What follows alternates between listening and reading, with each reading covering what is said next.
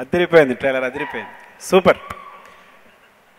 Last dialogue అదిరిపోయింది. వాసు నేను ఎవరితో పోల్చను అసలు, సూపర్ అసలు సూపర్.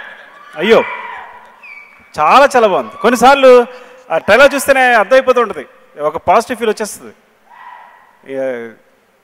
వెరీ గుడ్, చాలా చాలా బాగుంది. అందుకే బయట రామ్ గారు కలిసినప్పుడు అన్నారు సార్ ట్రైలర్ చూసి చెప్పండి అని. చాలా బాగుందని అడిగాను.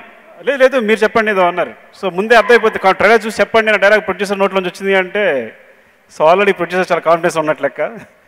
అయితే ఈ హైపర్ అనే టైటిల్కి మా ప్రొడ్యూసర్స్కి అసలు సంబంధం లేదు. అలా చాలా కూల్. అంటే సాధారణంగా ఒక సినిమా జరగదు కానీ, ఒక ఫ్లాప్ సినిమాకి జరగదు కానీ ఎక్కడికి వెళ్ళినా చాలామంది అడుగుతుంటారు సార్ జగన్ లాంటి సినిమా తీయండి మళ్ళీ అని అడుగుతూ ఉంటారు. అప్పుడు రామ్ నాకు ఇచ్చిన షాక్ ఏంటంటే, అంటే హైపర్ అనే మాటకి అర్థం ఏంటంటే, నేను అప్పుడప్పుడు సరదాగా ఏదో బిజినెస్ అనుకోండి రామ్ ఇలా చేస్తే బాగుంటుందని. అది జగ్లింగ్ అవ్వచ్చు, కాయిన్ చేతితో తిప్పడం అవ్వచ్చు.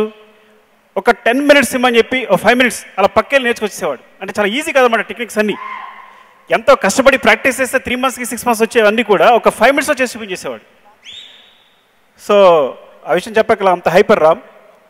అలాగే 10 yearsలో ఏమాత్రం 9 years అయిపోయిందేమో, 2007 రిలీజ్ అని 2006. 10 yearsలో రామ్లో ఒక్క చేంజ్ ఉండదు ఆ ఫేస్లో. ఎలా మెయింటైన్ చేస్తున్నా అర్థం కావట్లేదు.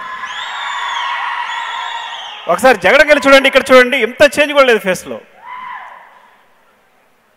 So all the best Ram. ఈ డెఫినెట్గా కొట్టేస్తాయి సినిమా, డౌట్ లేదు, అందరు కన్విన్స్ ఆ విషయం. Vasu all the best. So చాలా చాలా బాగుంది ట్రైలరు.